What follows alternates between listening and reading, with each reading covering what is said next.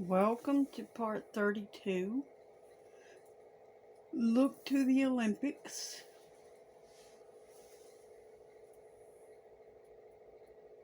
Prophetic message. We're going to look some more into the Olympics right now. I have not watched this video in its entirety, but it does have some things I need to point out. There will be a link in the description box as always. But I need to point this out before I go into my next nephew. So, this is part 32 of Look to the Olympics. Prophetic message. August the 5th, 2024 by man's calendar. And let's jump straight on into this video. This Paris situation just got even worse. Immediately after billions of people chose to laugh at Jesus Christ at the Olympics, some pretty insane things have been happening in Paris. New information has just emerged about how an Olympic surfer was told to remove his picture of Jesus from his board, or else he'd be disqualified from the competition. There is more to the story, but first, did you see the footage of the total blackout of the city of Paris the night after the opening ceremony? You tell me, is this a coincidence? Because one thing no one can deny, and it's this: Christians will not be silent. Thousands of believers arrived on the streets of Paris on... Sorry, but that blackout was totally planned. It was not an act of God. It was planned for their agenda to get more people watching this. And you're going to find out why as I get into the next Nefertili video.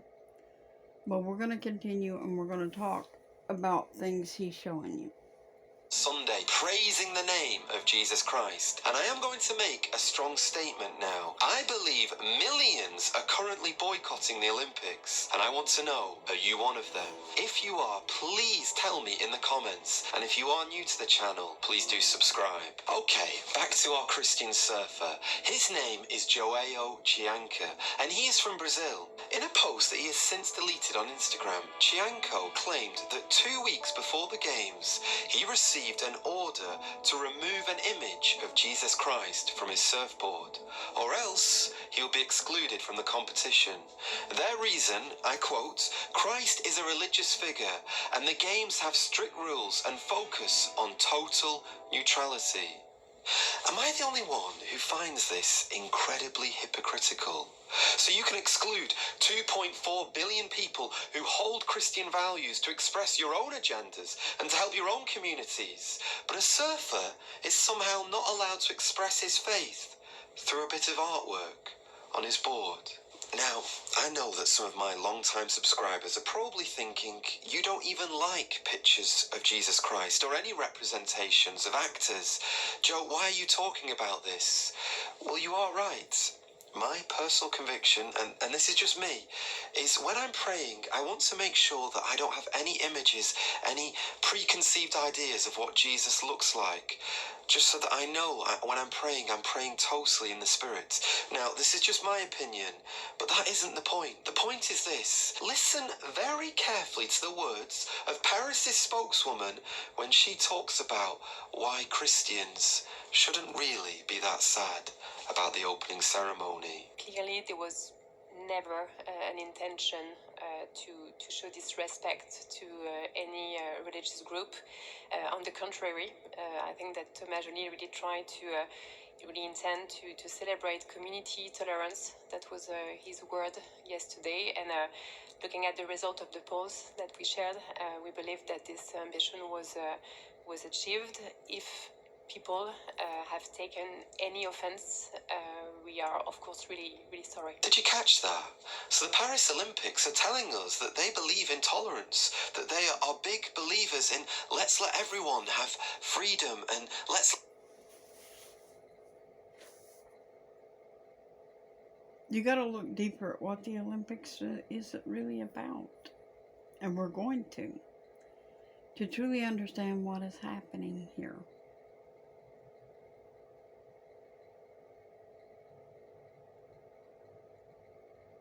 It's idol worship at its finest. Like all sporting events and things like that have been made to be idols, but also to pay homage to false deities. These are things that you are not aware of because over the years, these things kind of got hidden. The true agenda was hidden from your eyes by the God of this world, who has veiled truth from you for so long, and he has deceived the nations. He's deceived the nations into believing they were worshiping the one true God, when all along we've been worshiping these false deities. And we will get into more of that as we progress in these videos. Everybody be included. And yet a Christian surfer is told that he cannot express his faith by having an image of Jesus on his board. How is that tolerance? But is it all doom and gloom? No. A 16-year-old skateboarder, again from Brazil, chose to use the moment when she won a bronze medal. Instead of putting all of the attention on herself, she chose to bring it all back to Jesus. Using sign language, she went up on camera and she said, Jesus is the way, the truth, and the life. Yeah. And he is. There is only one way. And that is why all of these people, all of these organisers are going after Jesus, because there is only one way to heaven, and it's through him. But guys, listen to me. If you read one thing into this power outage, read this. It's almost as if a message was sent out to the Olympics. Paris, if you want darkness to reign in your world, fine, you can have it. You see, my dear friends, as we live... More like the message is you're living in darkness. But that blackout was planned by man, not God. Do you think if God had put the power out, they would have gotten it back on so easily? Honestly? You really need to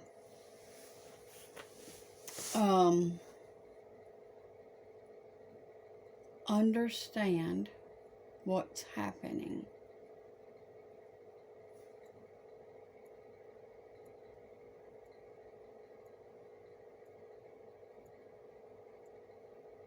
Sorry about the interruptions. They're going to happen.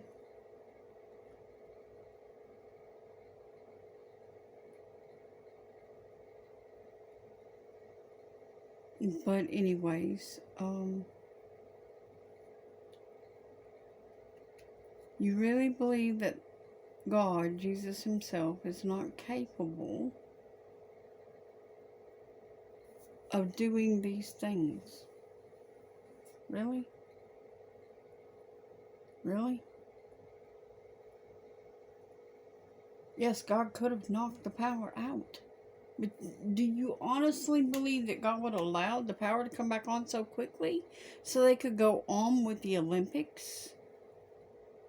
Hold that answer till after we have finished this segment. Think about it as you finish and as we get through, at least until after I do the next Nefertiti video. Hold your response to that question until we get into the real reason for the Olympics. And then tell me that God would have allowed the power to come back on so it could continue. In these last days, it really does feel like every day badder and badder things are going on. Every day You it think? feels like things are happening that 10 years ago, just one of these things would have made massive headlines, and now they're happening day after day. And I am really struggling to come to terms with a lot of these different things. It almost feels like God could slowly be removing the restrainer on evil. That restrainer that has held everything in place for so long could slowly be being lifted as we speak. You see, How about God is removing the veil from your eyes to see how bad the evil is, because your eyes were veiled and you just couldn't see the evils around you because you were participating in them. God hasn't removed the restrainer yet, because if he had, then all hell would be broke loose. right now, as I film this very video, many of you, you've seen me preach in Southport many times on my street preaching channel. And yet, as we speak right now, something unspeakable has just happened in Southport. Just 2-3 days ago in Manchester, again, there was great unrest. You've seen me preaching in Manchester. In America, what happened to America at the beginning of this month? July 2024, a lot of big things have been happening. And my dear friends, it does make you wonder, what days are we about to enter? Because the Bible did say, did it not, that in the very final moments of earth, this world will see things that it has never seen. It will experience evil that has never happened in all of human history. And my dear friend, that is precisely why we cannot be neutral any longer. That is precisely why... Where does the Bible say that? We're supposed to question these things. Where does the Bible say that we will see things that we've never seen before?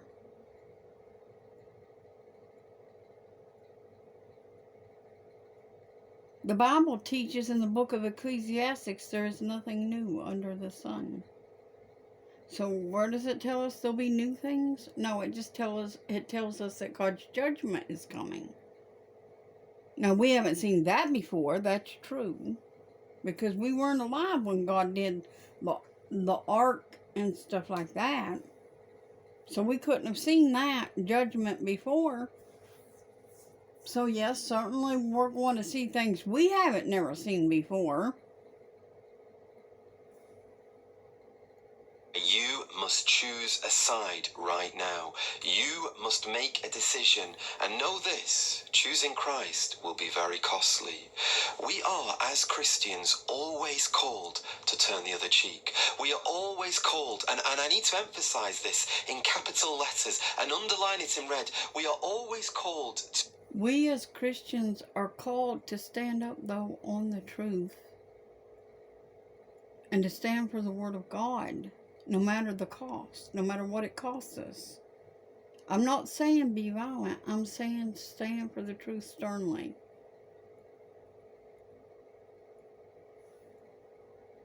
To say, God, no, we leave this in your hands. We commit this situation in your hands. You alone have the right to take action. We do not have the right. Show God how much you love Him. We have the right to take action. We have the right to stand up and proclaim His name. We have the right to speak His word, no matter where we are. Because where the Spirit of God is, there is liberty. So you have liberty to speak His word unless you're ashamed of it. How about you let Jesus know you actually care for Him and proclaim His name and His word, His truth to the world? Because it's not popular to do that right now. But how about you do it anyway? Well, they might hurt me, or they might do this, or they might do that. Well, yeah, that's written. That's a given. They're going to do that. Them things. So you're afraid of them. You don't trust Jesus. You're afraid of them. So you're ashamed of the Lord, or you would do it anyway. I'm not ashamed of the Lord. I was never ashamed of the Lord. I have always been ashamed of myself for not doing and being able to do better for the Lord. But you know, I've learned He doesn't pick the most perfectest thing to serve Him. He picks the willing vessels with a pure heart that will love Him enough to put Him first and to do His will no matter what it costs them.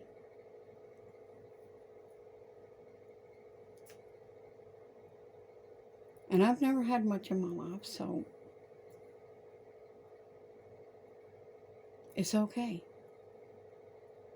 See you in the next part.